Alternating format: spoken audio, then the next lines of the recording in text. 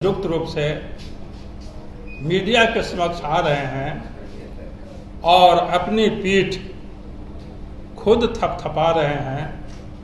इसलिए इस पर भारतीय जनता पार्टी का भी विचार रखना आवश्यक हो गया।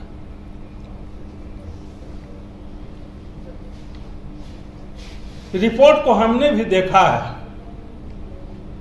नीति आयोग की रिपोर्ट को हमने भी देखा है। उस रिपोर्ट में ऐसी कोई विशेष बात नहीं है जिसमें बिहार सरकार खुशी मनाए। एक मंत्री ने भाजपा से भी अपेक्षा की कि वो राज्य सरकार की पीठ थपथपाए। ऐसी भी कोई हालात नहीं है कि भाजपा राज्य सरकार की पीठ थपथपाए। उल्टे वस्तु स्थिति यह है कि उस रिपोर्ट के आधार पर देश में गरीबी अब मात्र 15% रह गई है। वहीं बिहार में सर्वाधिक गरीबी 34% है। राष्ट्रीय औसत 15% है और बिहार में अभी भी 34% गरीबी है। यह अत्यंत ही खेद का विषय है। राष्ट्रीय औसत से इतना नीचे रह जाना यह साबित करता है कि राज्य सरकार इस मोर्चे पर अपेक्षित सफलता नहीं प्राप्त कर पा रही। जो रिपोर्ट 2021 में भी जारी किया गया था, यह 2023 में जारी किया गया। 2 साल पहले 2021 में भी जारी किया गया था। उस रिपोर्ट में भी बिहार सबसे निचले पायदान पर था और इस रिपोर्ट में भी सबसे निचले पायदान पर है। रिपोर्ट 2021 के मुताबिक बिहार में गरीबी का दर 52% थी, वही घटकर आज ये 34% हुई है। राज्य सरकार इसी का ढिंढोरा पीट रही है, दर का, कि हमने 52 से घटाकर 34 ले आने का काम किया है। हम यह मानते हैं कि जो गरीबी का दर घटने का जो दर है 18%, वह देश में सर्वाधिक है। परंतु दर कोई ऐसा चीज नहीं है, दर कोई एकमात्र ऐसे निर्धारक फैक्टर नहीं है जिसके आधार पर राज्य सरकार इतनी उछल कूद कर रही है। अगर कोई दर को ही मानेगा कि कितना दर से गरीबी घटी, तो देश में सबसे जो अधिक संपन्न पाया गया है राज्य केरल, दर के मामले में वह सबसे नीचे है। आप मोटा मोटी समझ सकते हैं कि एक जब विकसित राज्य हो जाएगा, जब पूरा लोग अमीर हो जाएंगे, गरीबी से बाहर हो जाएंगे, तब तो गरीबी घटने का दर 0 हो जाएगा। तो क्या यह माना जाएगा कि वह राज्य सबसे कमजोर है? केरल के मामले में भी यही हुआ है। 2021 के रिपोर्ट में केरल में गरीबी का दर 0.70 था, मतलब 1% से भी कम। उस 1% से कम गरीबी को 0.15% के दर से केरल ने नीचे किया है और आज उसका गरीबी का दर 0.55% है। तो दर अगर देखें जिसकी पीठ थपथपा रही है राज्य सरकार, तो केरल तो 1% से भी कम दर से नीचे गरीबी हटाया।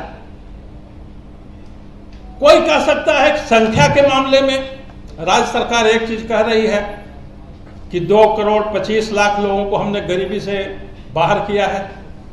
भाई संख्या भी एकमात्र चीज नहीं है। अगर संख्या को भी देखा जाए तो उत्तर प्रदेश जो भाजपा से 1,45,00,000 लोगों को गरीबी से बाहर किया है, तो संख्या के दृष्टिकोण से हमारा उत्तर प्रदेश बहुत आगे है। दरअसल गरीबी नापने का जो अल्कायर फोस्टर फार्मूला है, उसके तहत पाया गया है कि जो जितना ज्यादा गरीब रहता है उसके गरीबी घटने का प्रारंभ में उतना ही दर ज्यादा होता है। बिहार बहुत गरीब है, इसलिए गरीबी घटने का दर यहां ज्यादा है। लेकिन अभी भी जैसा कि हमने बताया कि बिहार में ही सर्वाधिक गरीब है। जब देश में गरीबी को मापा जा रहा था तो पाया गया था 80 के दशक में कि जो हिंदी बेल्ट के राज्य हैं, बिहार, यूपी, राजस्थान, मध्य प्रदेश, उनको अर्थशास्त्रियों ने बीमारू राज्य कह दिया था। बीमारू मतलब ये लोग बीमार हैं। बिहार, यूपी, राजस्थान और मध्य प्रदेश, इन 4 राज्य आज बच करके, जैसे बिहार से झारखंड, मध्य प्रदेश से छत्तीसगढ़, यूपी से उत्तराखंड, तो आज 7 राज्य बन गए हैं। अगर हम 7 राज्यों को भी तुलना करें तो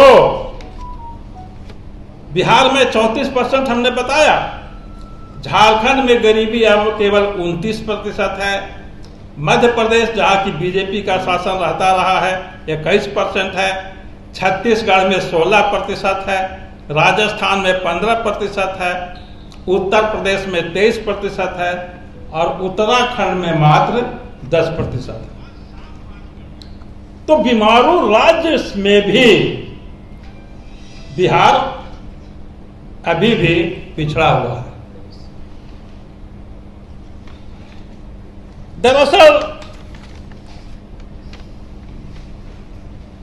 जनता पार्टी जो 1977 में बनी थी, उसके प्रयोग विफल हो जाने के बाद 1980 से बिहार राज्य में 80 से 90 तक कांग्रेस का, 90 से लेकर 2015 तक 5 तक लालू प्रसाद जी का और 5 के बाद से श्री नीतीश कुमार जी राज्य की ड्राइविंग सीट पर बैठे हुए हैं। राज्य की ड्राइविंग सीट पर बैठे हुए हैं और बिहार इतना अभी भी सबसे गरीब राज्य है। तो इन पार्टियों को जवाब देना चाहिए कि इतने केंद्र से इतने मिल रहे सहयोग के बाद केंद्र सरकार से आर्थिक मामले में अधिक धनराशि उपलब्ध कराने के बावजूद बिहार क्यों पिछड़ा हुआ है, गरीब क्यों है। अब हमने बताया कि 2021 में भी बिहार में गरीबी 52% थी। नीतीश कुमार जी से पूछा जाना चाहिए कि 2005 में वो विकसित बिहार के नारे के साथ गद्दी में आए और जब उनका शासन का लगभग 15-16 साल बीत गया था, 5 से लेके 21 तक, तो भी बिहार में गरीबी 52% क्यों थी? यह उनकी विफलता थी। साथ ही साथ आज यदि गरीबी 34% है तो यह भी नीतीश कुमार की, लालू प्रसाद की और कांग्रेस की ही जिम्मेवारी बनती है। इस गरीबी के मामले में एक और भी पहलू है। ये जो नीति आयोग ने सर्वेक्षण किया है उसमें 12 सूचकांकों पर डाटा कलेक्ट किया गया है, 12 सूचकांक, और उसके आधार पर गरीबी को मापा गया है कि कौन कितना गरीब है। हमें खेद है